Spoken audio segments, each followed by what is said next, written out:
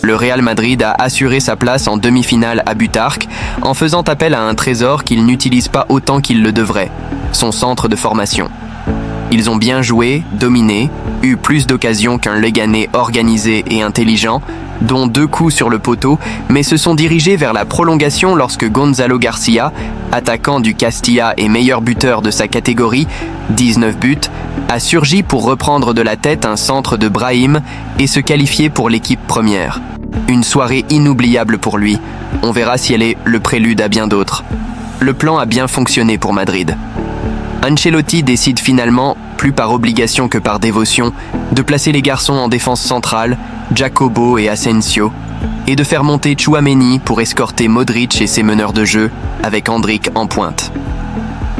Sur les ailes, pour compenser, il a ancré Mendy et Valverde.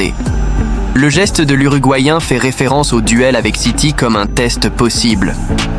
Le fait est qu'ils ont eu du mal à s'adapter car ils étaient face à l'équipe qui avait étouffé Barcelone et l'Atlético, et en fait, ils auraient pu commencer avec un désavantage.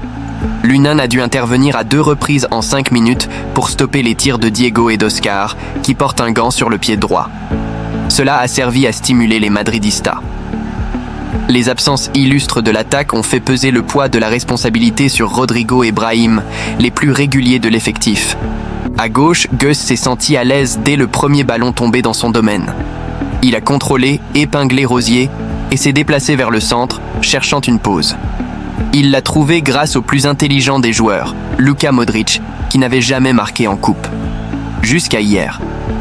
Il le ramassa au bord de la boîte et termina rapidement. Ayant établi sa supériorité avec le ballon, il a fallu attendre 7 minutes entre le 0-1 et le Real pour doubler son avance. Dans une autre combinaison venue de la gauche, Brahim reçoit le ballon, Renato Tapia le lui arrache mais le dégagement tombe sur Endrick qui ne commet aucune erreur à bout portant. Le 0-2 a calmé le public de Butarque, qui avait Alberola Rojas dans sa ligne de mire. À cause de la déclaration, principalement.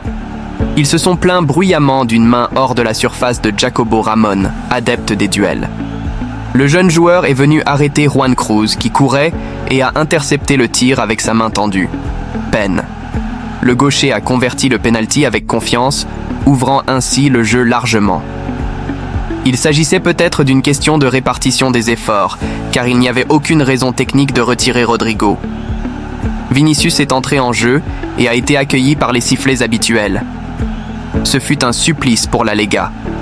Toujours sur son côté gauche, il a d'abord forcé Soriano à effectuer un super arrêt, à ras de terre après une frappe sèche. Il s'est ensuite dirigé seul vers un coin. Et comme Vini a pardonné, Lega a répondu en conséquence. Comme toute la menace dans la zone Pepinera était la faiblesse de la défense madrilène, il a suffi à Juan Cruz de pousser sans obstacle pour conclure et à la touche sur Mendy de déséquilibrer Lunin. Nouveau jeu. Le match pencha en faveur de Vinicius et il réalisa une démonstration étonnante. Il a reçu le ballon sur le côté, a dévié, a échappé à Rosier et, presque sans angle, a marché dessus et a terminé sur le poteau, sous les jambes de Soriano. Il a ensuite reçu le ballon à l'entrée de la surface et l'a passé à Brahim, qui a dirigé le ballon au-dessus du gardien. À la barre transversale. Génie. Trop. Parce qu'il a commencé à protester après avoir perdu un ballon contre Rosier, ils lui ont montré un carton jaune et il a commencé à se disputer avec ses joueurs. D'abord avec Ancelotti. Puis, après avoir ignoré une action défensive, avec Modric. Le Croate, capitaine et légende, lui a donné du fil à retordre, et pour de bonnes raisons.